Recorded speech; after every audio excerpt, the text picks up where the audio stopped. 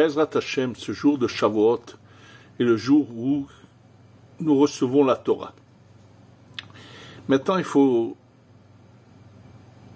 l'étudier, c'est vrai, mais il ne faut pas seulement passer au travers de la Torah, il faut que la Torah nous pénètre et comprendre les messages qu'elle doit nous apporter, comment la Torah va changer notre vie. Parce qu'on peut l'étudier toute sa vie, malheureusement, sans avoir compris le message, qu'est-ce que Hachem, Dieu, attend de nous. Alors, il y a un endroit dans la Gemara, on va parler de chiffres, et on va voir quelle est leur signification, leur impact sur notre vie, si on comprend le message qu'il y a dans ces chiffres. Pour ça, je vais vous citer la Gemara qui se trouve dans Masechet Shabbat. La Gemara dans Masechet Shabbat, page 88, il y a apparemment de quelques lignes. Croyez-moi que je sais qu'il y en a beaucoup qui ont eu l'occasion de lire ça, ils passent. Bon, ça a l'air d'être un jeu de chiffres, mais qui n'ont pas compris quel était le message qu'il y avait à travers cela. De quoi s'agit-il? C'est comme ça. Darash Ahou Galila. Je vous lis exprès les mots pour que vous compreniez que vous entendez vous-même les termes de la Gemara. Quelqu'un du Galil a fait cette explication, cette remarque de la Torah. C'est une transmission, mais ce qu'il a eu sur quelque chose qu'avait dit Rav Hizda. Il dit comme ça, Beri Rahamana. Bénis Dieu. Deyaïv Orian Telitai. C'est tout, c'est de l'araméen, mais je vais le traduire. Béni, donc il bénit, on remercie Hachem d'avoir donné cette Torah qui est partagée en trois. C'est-à-dire, nous avons la Torah, les Nevi'im, les prophètes, Ktuvim, les écrits. Donc, Torah, Nevi'im, Ktuvim, c'est trois. Les Am Telitai, un peuple qui est divisé également en trois. Kohen, Lévi, Yisraël. Al-Yedé Telitai, par l'intermédiaire du troisième frère, qui est donc Moshe, puisque il y a Myriam, Aaron ou Moshe, d'accord. Beyom Telitai, le troisième jour après leur séparation, où ils devaient se séparer de leur femme. Be'arha Telitai, dans le troisième mois, Nissan, Iyar, Sivan.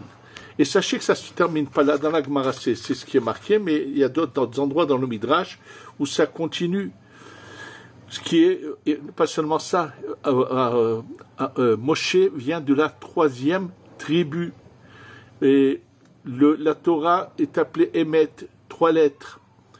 Et ça, bien sûr, il y a combien encore de rajouts, je vous dis. Qu'est-ce qu'on veut nous raconter? Et c'est pas un hasard, on voit que c'est authentique, puisque c'est vrai que c'est le troisième mois. La Torah est partagée en 3 parties, Torah, les Nevi'im et les Ketuvim, et tout ce qui est par la troisième tribu, par le troisième frère. Et le troisième jour après qu'ils se soient séparés. Pourquoi tout cela? Alors, ce qu'il faut comprendre, c'est qu'est-ce que la Torah va venir, quelle est sa réparation sur nous. On ne vient pas se promener dans ce monde, on vient sur terre, la Neshama, l'âme avant de venir, elle est là-haut, et elle sait on lui explique qu'il y a des réparations à faire. Alors bien sûr que il faut savoir quel a été le problème qu'on a tous passé, que nous venons maintenant réparer. Pour expliquer cela, il faut savoir que d'abord je vais parler de la ponctuation que nous avons dans la Torah de tous les mots. Sachez que la ponctuation, chaque ponctuation correspond à une sphère, à une sphira. Alors, le Keter, ce qui est au-dessus de notre sphère, si on pouvait voir au-dessus des individus, on verrait au-dessus de leur tête le Kamatz. Le Kamatz, c'est un trait comme ça, avec un petit trait en bas. C'est le Kamatz. C'est dans le Keter.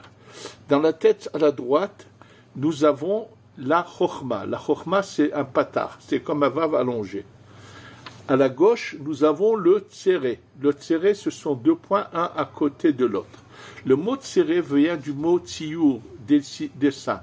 Oui, c'est la Bina. La Bina est ce qui dessine, ce qui va un peu être, à travers elle sort c'est les sources de ce monde qu'on va voir tout de suite, ça s'appelle Tiferet et Malchut. Et je ne parle pas du Da'at parce que le Da'at est composé de plusieurs ponctuations, mais on va aller dans les surotes, on va descendre plus bas. Et là, quand on descend plus bas, sachez qu'il y a la droite et la gauche, Chesed et Gvura. Et je vais vous montrer à quoi correspond le Chesed. Alors sachez que cette ponctuation qui s'appelle le Ségol, vous voyez le Ségol, ça correspond au Chesed. Par contre, la Gvura, c'est un point au-dessus de l'autre, qu'on appelle le Sheva. Donc on a le Ségol qui est le Chesed, et ça c'est le Sheva. Ça, et je vais vous dire la suite rapidement, mais on va revenir sur ces deux ponctuations-là, puisque c'est celles qui vont nous expliquer le message. On va voir là sur le Ségol qui a 3 points, de ce qu'a voulu nous transmettre ce personnage du Galil. En fait, il faut savoir que quand tout le monde connaît beaucoup connaissent, disons, ce Midrash où c'est marqué que Akadosh Baruch Hu propose la Torah à toutes les nations, qu'elle refuse, et que c'est que le peuple d'Israël qui accepte la Torah. En ce qui concerne le peuple d'Israël, je peux encore comprendre qu'au moment où on est devant le mont Sinaï, il n'y a pas seulement les personnages sortis d'Égypte qui sont là-bas, mais également toutes les âmes du peuple d'Israël des 6000 ans sont là-bas. Donc, on pourrait dire qu'à ce moment-là, la question a été posée et tous ont dit oui, on veut la Torah. Le problème, à quel moment toutes les nations ont-elles été réunies? On leur a posé la question et ils ont dit non. Alors bien sûr, beaucoup cherchent à répondre ça en disant qu'on s'est adressé à l'ange qui les représente, mais on va voir tout à fait une approche totalement différente qu'on apprend à travers les paroles du Zohar. Le Zohar nous parle de cette période qui est antérieure à la création, qui figure dans le début du livre de Bereshit, dans le début du livre de Bereshit, où il est dit Bereshit bara Elohim et Hashamayim et Haaretz, comment ont été créés le ciel et la terre, qui englobe en eux toute la création. Et juste après, c'est marqué Veha Haaretz Hayeta Tohu Vavu. La terre était Tohu Bohu. Et là, le Zohar nous explique qu'est-ce que veut dire que la terre était Tohu Bohu. Veut dire que tout simplement, il s'est passé un événement très important avant cette période de la création mentionnée dans la Torah. Ce qui s'est passé, c'est que toutes les âmes de 6 millions d'années, de 6000 ans, des 6000 ans, tous les êtres vivants de ces 6000 ans, aussi bien juifs que non juifs, tout le monde a vécu à ce moment-là en spirituel et tous ont été mis à l'épreuve. Pas seulement tous ceux qui sont venus sur cette terre pendant ces 6000 ans, mais il y a également des âmes qui n'ont pas eu besoin de venir sur cette terre, qui sont restés au Gan Eden, quand il y a eu la création du monde. Or, nous assistons dans la création que tout d'un coup, on voit un personnage qui s'appelle Adam, avec sa femme Chava, eux sont installés au Gan Eden. Si le but de la création était de mériter nos récompenses, pourquoi tout d'un coup on voit un personnage avec sa femme installé au Gan Eden? Et la réponse est justement que eux ont mérité. C'est-à-dire, quand on parle de Adam et Chava, on ne parle pas seulement d'eux, on parle de toutes les âmes du peuple d'Israël qui étaient inclus en eux, tous ceux qui étaient inclus, je dis bien, et qui devaient venir compléter une première étape qui avait été celle du monde du Tohu. Alors, que veut dire le monde du Tohu? Les Chachamim nous disent Aya Bonia Olamot ou Machrivan. Dieu a créé des mondes et les a détruits. Ça veut dire qu'antérieur à ce qui est marqué dans la Torah, Bereshit, Bara Elohim, qui ont été créés, le ciel et la terre, que tout a été créé, il y a eu une première étape d'épreuve où on était spirituel, où il y a eu des mondes, c'est ces mondes-là qui ont été créés et détruits. Et là, Rabbi Shimon ben Yochai pose la question suivante dans le Zohar sur ce sujet-là. Alors, le sujet donc que je vous dis que le Zohar dont parle se trouve dans le Zohar, premier volume de Zohar. page 24, deuxième partie de l'autre côté de la page. Et je vous dis, ce qui est marqué là, il dit, pour le mot Tohé, Bohé, c'est quelqu'un qui est surpris, qui a un étonnement. Il dit que la question qui était posée, Dieu, tu crées quelque chose, pourquoi tu le détruis? Et là, écoutez bien les paroles que Rabbi Shimon ben Yochai dit. Il dit, Has ve Shalom, comment peut-on penser que Akadosh Baruch Hu a créé des choses et a voulu les détruire? Il dit, c'est faux. Hachem ne changera jamais ce qu'il a envie de faire. Simplement, il a mis une condition à l'existence de ce qu'il a créé, c'est la Torah. Et ceux qui ont accepté, c'est parce qu'ils n'ont pas voulu accepter la Torah qu'il y a eu ces destructions. Donc, et il en parle longuement, il dit, ceux qui voudraient voir ce texte du Zohar pourront le voir à l'intérieur. Dans le Zohar, parle longuement de cela. Je l'ai ramené je vous dis tout de suite, pour ceux qui auraient ce livre qui s'appelle Gal Einai, c'est sur Shavuot où j'ai ramené ce texte du Zohar, en l'expliquant, c'est ce que je vais faire avec vous. C'est-à-dire qu'il y a eu un problème de fond qui s'est passé dans cette création qui est antérieure à ce que nous lisons dans le début de la Torah. Ça veut dire qu'avant d'arriver d'abord même au Gan Eden, ensuite du Gan Eden, la chute sur ce globe terrestre, à la suite de la faute d'Adam Arishon, qui était quelque part voulu pour pouvoir aider tous ceux qui n'avaient pas réussi dans cette première étape. Et même ceux qui avaient refusé la Torah, on leur a donné une chance en les faisant revenir pour leur donner la possibilité d'ouvrir les yeux, de se convertir et de revenir à l'authenticité de la Torah, qui sont uniquement les paroles d'Hachem sans qu'aucun individu n'ait pu faire quoi que ce soit, écrire quoi que ce soit. Même les prophètes, c'est seulement selon leurs prophéties qu'elles ont été écrites, et pas toutes les prophéties, seulement celles à qui on a donné l'ordre d'écrire. On va voir dans la suite de ce cours qu'il y a au total 24 livres dans cet ensemble qui sont la Torah, les Nevi'im et les Ktubim. Au total, il y a 24 livres dont on lit le début et la fin de chacun de ces livres le soir de Shavuot, et on va voir pourquoi. C'est aussi un problème de chiffres. En tous les cas, il s'est passé cet événement où les gens n'ont pas réussi, et c'est eux qui ont provoqué la destruction de ces mondes, puisque la condition mise à l'origine était que ceux qui acceptent et veulent appliquer la Torah pourront vivre et exister. Et il y a eu ceux qui l'ont accepté de plein cœur, sans mélange, sans rien, sont encore au Gan Eden. Eux n'ont pas du tout trébuché dans la faute d'Adam Arishon. Oui, il y avait des Neshamot, des âmes qui n'étaient pas inclus dans Adam Arishon, qui se trouvent encore qui sont restés au Gan Eden. C'est cela, vous pourrez le trouver, pas dans le livre qui s'appelle Sha'ar HaGilgulim, mais dans le Sefer HaGilgulim du Harizal. Là-bas, il parle de ce sujet, il aborde ce sujet-là. C'est le seul endroit où il en parle. Et donc, en fait, il y a eu, pourquoi ces gens-là n'ont pas voulu? Il y avait un gros problème, un problème de manque d'union. Chacun a décidé, c'est moi qui vais régner. Oui. C'est-à-dire moi, et c'est moi qui dois régner, qui doit avoir le dessus. Et même quand c'était dans l'intention, c'est moi qui vais, à travers moi va passer la lumière divine, c'était aussi une erreur. Celui qui pense qu'il est au-dessus de tous est en chute libre, et c'est pas du tout ce que Hachem veut.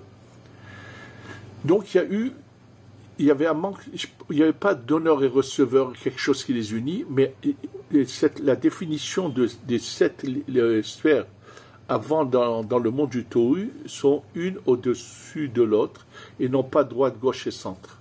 Donc quand je vous ai montré cette photo où je vous dis il y a le Ségol et il y a le Sheva c'est la Gvoura, c'est un peu le Din, c'est ce qui est la cause un peu de la destruction. Le Ségol est la réparation. Droite, gauche et centre qui vont s'unir.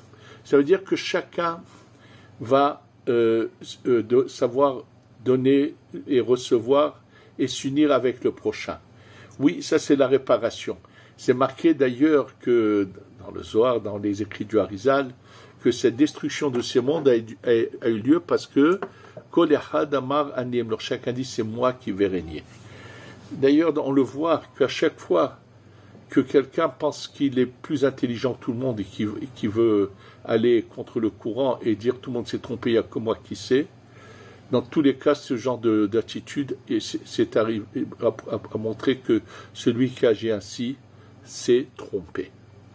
Mais une chose qui est certaine, tous ceux qui actuellement, ces gauchistes qui n'arrêtent pas de manifester et qui donnent de la force à nos ennemis, oui, qui c'est, comme l'a dit quelqu'un qui était de l'autre côté de la frontière, a dit que c'est ça qui nourrit de force le Hamas de tenir tête, parce qu'il sait qu'il essaie de maintenir au maximum, parce qu'il sait qu'il a des gens ici qui travaillent pour eux, comme ce voyou de Golan qui a été dans l'armée auparavant et qui est aujourd'hui à la tête des partis de gauche, qui a eu le culot de vouloir dire, lui, pas seulement lui, ou Ehud Olmert, qui a été une fois Premier ministre, par la haine qu'ils ont contre l'actuel Premier ministre Benjamin Netanyahou, cette haine qui est pas seulement eux, mais ceux qui les entourent, nous font que du tort et de la destruction. Absolument. Et ce qu'il faut, c'est changer cette attitude. Dans la Torah vient nous aider à nous transformer. Je n'existe pas, je suis uni à tous, je donne et je reçois, et on est un peuple uni. Le chiffre 3, justement, c'est Chesed Gvura Tiferet. Tiferet, c'est le centre. C'est ce que je vous ai montré dans cette ponctuation qu'on appelle le Ségol, qui a un droite-gauche et un centre. C'est-à-dire que tout est basé sur l'union, sur donner et recevoir, s'entraider, c'est la base de la... Et c'est pour ça qu'il nous dit, le troisième mois, c'est la Tiferet. Le premier mois, c'est Nissan, c'est Chesed. Iyar, c'est Gvura. Sivan, Tiferet, troisième mois.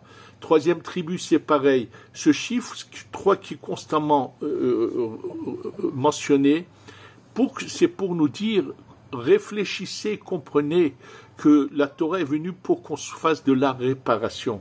Cette réparation ne pourra avoir lieu que lorsqu'on voudra vivre en unité et s'entraider et se donner les uns aux autres.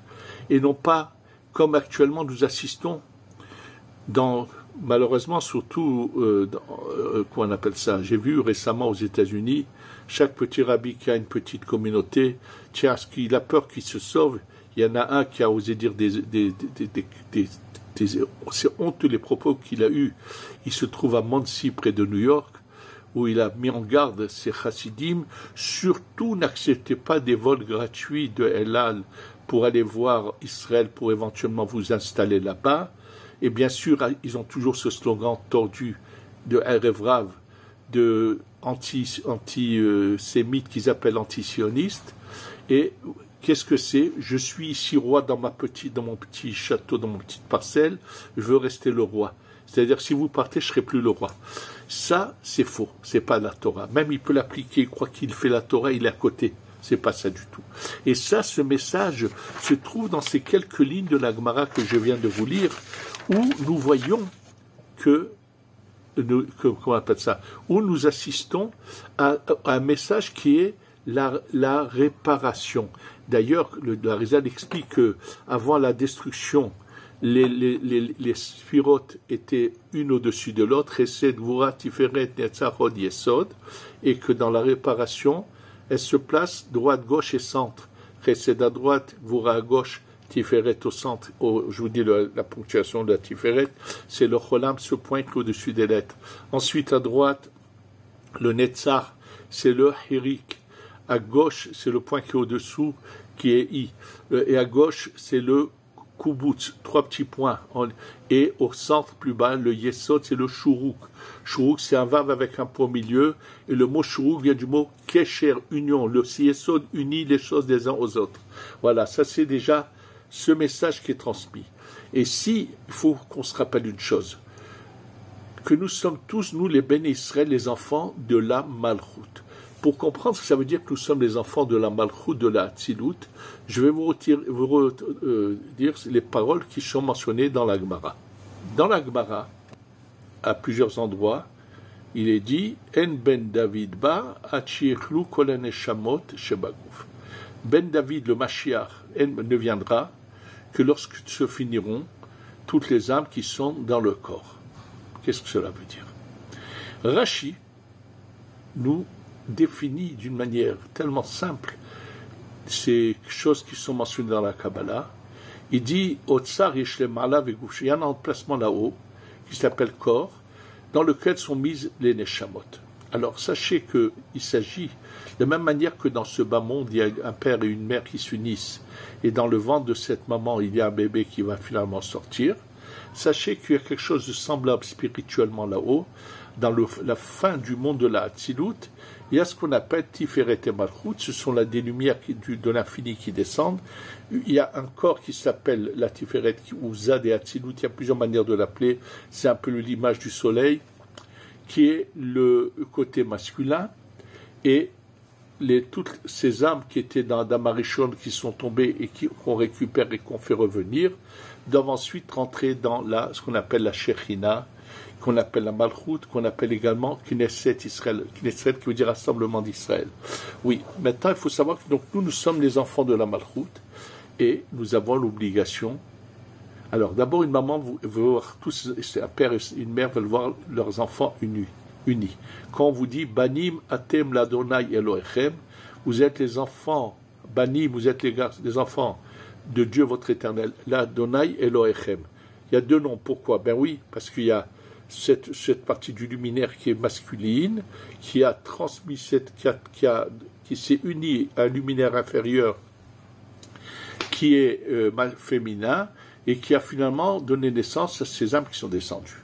Dans les noms de Dieu, il y a deux manières d'écrire ces deux luminaires. Celui qui est masculin, c'est les 4 lettres connues, qui sont le Yud, le He, le Vav et le He.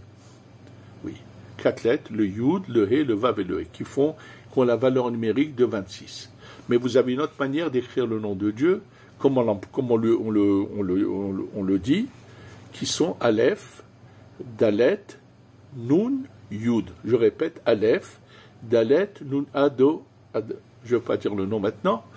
Sachez que cette formule de Aleph, Dalet, Yud, qui est la chiffre 165, c'est le côté féminin qu'on appelle la Malchut. Maintenant, sachez que ce n'est pas par hasard qu'elle a ce nom de 4 lettres. Sachez que ces 4 lettres, quand on va les faire des combinaisons de déplacer les lettres, on va avoir au total 24 formules de manière de disposer les lettres différemment. Oui. Quand on a 4 lettres, on a 24 formules. Sauf dans le cas du nom de Dieu que je vous ai dit précédemment, qui est le Yud, le He, le Vav et le He. Étant donné que dans ce nom-là, nous avons 2 fois la même lettre, 2 fois le He, il n'y a que 12 combinaisons de changer les lettres de place. Par contre, dans le Aleph, Dalet, Nun, Yud, il y en a 24. Alors, pour comprendre ce que c'est ce 24, et qu'est-ce que nous faisons le soir de Shavuot. Alors, pour cela, je vais vous raconter quelque chose qui s'est passé à Yerushalayim juste après la Shoah. Juste après la Shoah, les rescapés qui sont arrivés, parmi eux, il y avait le rabbi de Gour qui avait été en Pologne, qu'ils ont appelé dans la Chassidut de Gour le Imre Emet, comme c'est le nom qu'ils l'ont donné, par rapport à un livre qui est, Imre Emet. Malheureusement, lui est arrivé avec ses enfants, mais son fils, qu'on a appelé celui qui ensuite a pris sa place après son décès, qui n'est pas l'aîné de ses enfants, qui s'appelait le Beth Israël, lui malheureusement a perdu sa femme et ses enfants dans la Shoah, dans l'Holocauste. En tous les cas, le Imre Emet est arrivé brisé ici en Eretz Israël, juste après 45, et bien sûr il était ici à Yerushalayim. Il avait la tête comme ça baissée, il n'arrivait même pas à la lever. Il a une bonne partie de sa famille malheureusement a été anéantie pendant la Shoah, parce que en Pologne, dans le monde religieux, une grande partie était de cette chassidoute qu'on appelle Gour. Et c'est d'ailleurs une des seules chassidoutes qui ont décidé ici de laisser tomber le yiddish et de passer à l'utilisation de la langue parlée, donc la Shokodesh, l'hébreu, et c'est ce qu'ils font dans leur étude, dans tout, c'est ce qu'ils ont choisi, c'est une des seules chassidoutes. Et lui, bien sûr, après cela, après son décès à lui, son fils, le Betzrel, a tout fait pour faire venir tous ces chassidim du monde entier en Eretz Israël.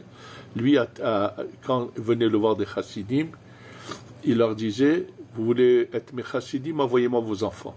Et lui avait réussi pratiquement à rassembler presque tous les chassidés gour ici en Eretz Israël. Plus tard, il y en a qui ont malheureusement un peu de nouveau dispersé, mais le gros des sont là. Maintenant, son père, donc le Imre Emet qui était brisé, quand il était là, beaucoup de gens, c'était un grand tzaddik, beaucoup voulaient lui rendre visite. Et celui qui lui rendait visite, quand il recevait sa bracha, il donnait une petite pièce qui était, quand quelqu'un la recevait, c'était vraiment, il y avait dedans une bénédiction très particulière.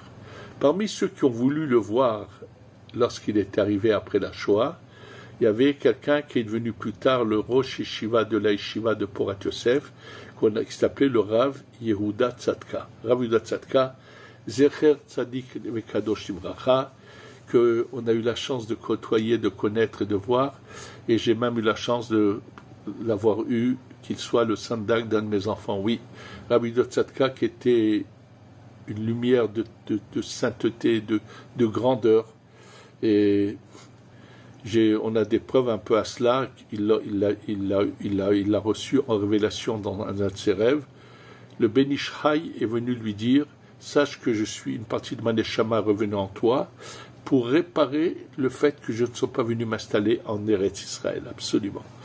Et donc Rav Yehuda Tzadka, lorsqu'il était jeune homme, qui était déjà un très grand tzaddik, il est venu faire la queue pour être reçu chez le Imre Emet.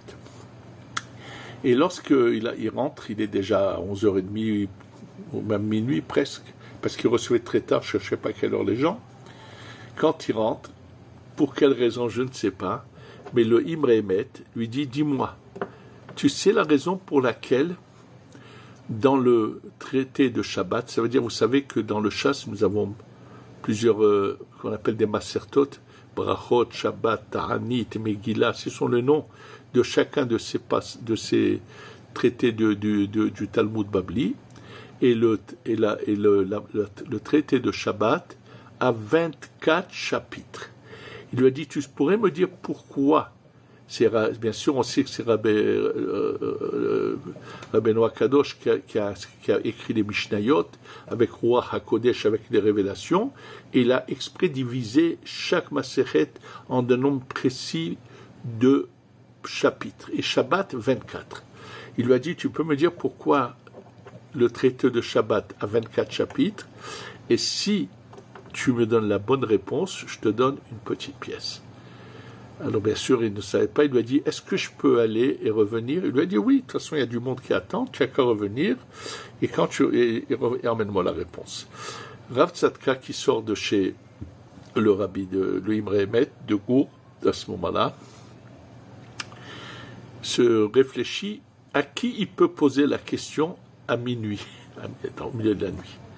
Et il se rappelle que pas loin, à 10 minutes en courant, il peut arriver à la maison dans le quartier de Beth Israël où habitait celui qui a écrit le livre Kaf HaChaim, Rav Yaakov Sofer, grand tzaddik et Talmid Chacham Mekoubal d'origine d'Irak, qui habitait à Yerushalayim, et lui il savait que le Rav Yaakov Sofer allait dormir au début de la nuit, et toutes les nuits, au milieu de la nuit, il se levait, étudiait la Torah.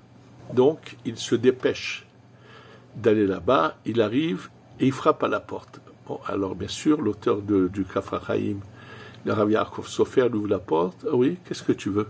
Il était déjà réveillé, il avait déjà fait les brachot, il commençait à étudier. Il lui dit pourquoi il y a 24 chapitres dans le traité de Shabbat. Il lui répond avec une phrase toute simple et très rapide, Keneged kat kishute kala, à l'encontre des 24 ornements de la kala, de la fiancée, de la mariée. Alors bien sûr, je vous explique tout ce qu'il a voulu dire.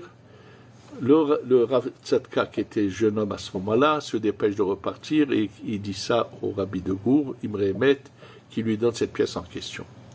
Mais maintenant, c'est à nous de comprendre de quoi il s'agit. Je vous ai dit précédemment qu'il y a 24 livres dans la Bible. Oui, dans Torah Nevim Ketuvim, il y a 24 livres.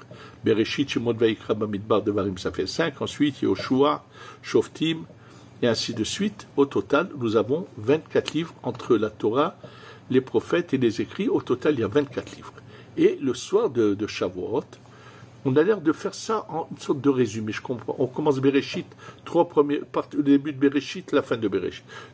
De chaque parasha, 3 premiers versets, 3 derniers. À quoi veut-on arriver? Ce n'est pas un sujet complet, ce sont des brides, des morceaux de sujet. Oui, alors sachez que, je vous ai dit que nos âmes viennent d'origine de la Malchut. La Malchut, c'est ce luminaire duquel sont sorties nos âmes, qu'on appelle la Shekhinah. Et sachez que la souffrance de la Shekhinah est inimaginable. Je vais vous rappeler ce qui s'est passé le soir de Shavuot en Grèce, Turquie, à l'époque de Rabbi Yosef Karo, où elle a parlé à travers la gorge de Rabbi Yosef Karo. Tout ce que je vais vous dire se trouve dans le livre du Shlah HaKadosh, qui ramène le témoignage d'un des élèves de Rabbi Yosef Karo qui était présent lors de cette révélation. Et en fait, à Shavuot, on est un peu au point culminant de l'année, et nous allons unir HaKadosh Baruch Hu avec la Shekhinah, mais pour cela, on va lui faire des 24 formes d'ornements de bijoux. En lisant ces versets-là, et ensuite, c'est de la même manière qu'avant, lorsqu'une jeune fille devait se marier et qu'elle allait se tremper au mikvé, alors ils avaient de grands mikvés, plusieurs femmes descendaient se tremper, l'accompagner. Sachez que la nuit de Shavuot, tous ceux qui peuvent, après la lecture de ces livres-là, vers le matin, c'est d'aller au mikvé et de penser qu'on est en train d'accompagner la Shekhinah, la Malchut, dans le mikvé, pour que pendant l'office de Shaharit et Moussaf, elle va s'unir à Akadosh Baruch. Et comment on va l'orner? Avec ces 24 ornements. D'ailleurs, je voulais vous dire, il y a un livre qui s'appelle du Ben Ishraï, très peu connu, plutôt de questions et de réponses et de ségoulot, qui s'appelle Ateret Tiferet. Dans ce livre, Ateret Tiferet du Ben Ishraï, et à la fin du livre, il s'appelle Keter Malchut, la couronne de la reine. Oui, alors c'est la fin de ce livre, qui s'appelle Keter Malchut, le Ben Ishraï essaie de prendre des sujets profonds de la Kabbalah et de dire aux gens comment les mettre en pratique.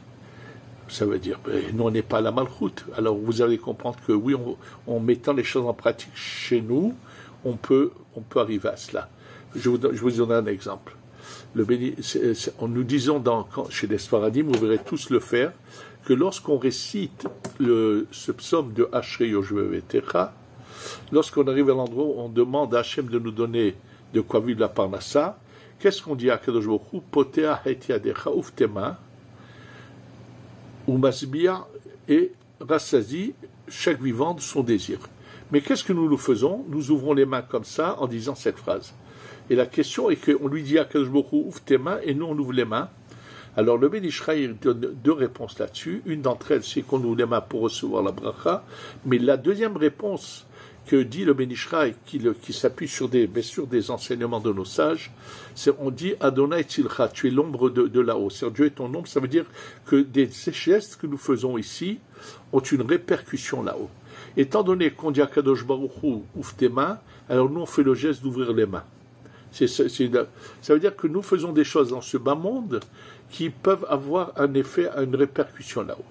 Et c'est pour cela que le Ben Ishraï écrit dans ce livre, ceux qui l'auront, c'est page 180, dans le livre Ateret Tiferet, il n'y a qu'une impression, je vous dis page 180, qui est la partie de ce livre qui s'appelle Keter Malchut, et il dit celui qui a la possibilité qu'on va faire confectionner à sa femme 24 bijoux. Alors il ne faut pas oublier qu'avant il mettait plusieurs petits bracelets. On s'imagine, c'était pas par hasard, parce que ceux qui connaissaient le sujet s'arrangeaient à ce que la femme ait au total 24 bijoux. Alors pourquoi? Puisque l'homme représente Akadosh Baruch Hu, la femme représente la Shekhinah.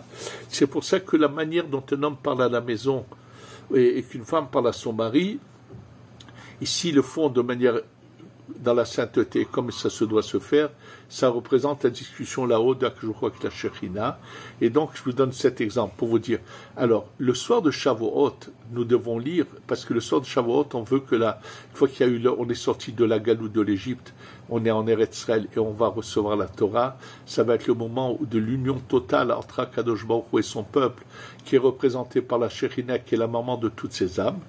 Donc, c'est pour ça qu'on lit on ne peut pas lire tout, ça serait impossible, donc brièvement, mais un peu de chaque livre, pour lire les 24 livres de la Torah Nevi'im Ketubim, avec lesquels on va envoyer 24 bijoux ornements à la Malchut là-haut.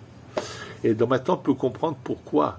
Tout ça est dans le Zohar, bien sûr, qu'à l'époque de Rabbi Yosef Karo, lorsqu'il n'était pas encore venu en Eretz Israël, comment le soir de Shavuot, lui et ses élèves s'étaient réunis le premier soir, il n'avait même pas un minyan, parce que les gens ne savaient pas encore, n'appliquaient pas encore les paroles du Zohar qu'il faut rester réveillé la nuit, et tout d'un coup, de sa gorge est sortie une voix, c'était la Malchut, qui gémissait, qui disait j'étais autour des poubelles, vous m'avez rehaussé, vous m'avez sorti, et ça, c'est-à-dire tout ce qui est marqué là-bas, et une des choses qu'elle leur demande de tout laisser, de tout abandonner, et de venir en Eretz Israël.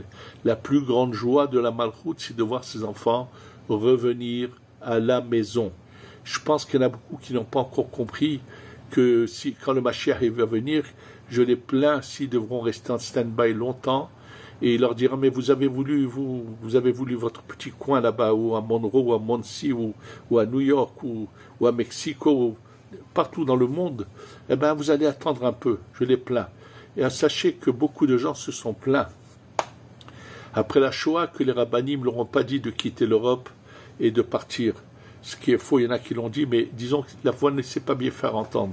Je pense que c'est notre devoir de dire à tous ceux qui peuvent, n'attendez pas, dépêchez-vous, dès que tous ceux qui ont la possibilité de venir rentrer à la maison, maman nous attend, c'est la Shekhinah, la Malchut, que le jour de la réception de la Torah, c'est le jour du bonheur de la Malchut qui s'unissent, et par notre union, et la Malchut veut que ses enfants soient unis, par le respect l'un de l'autre, par notre union, on va lui donner ces ornements, et c'est marqué qu'ensuite, pour continuer à l'orner et à lui donner de la lumière, c'est d'étudier les sujets du Zohar de la Kabbalah.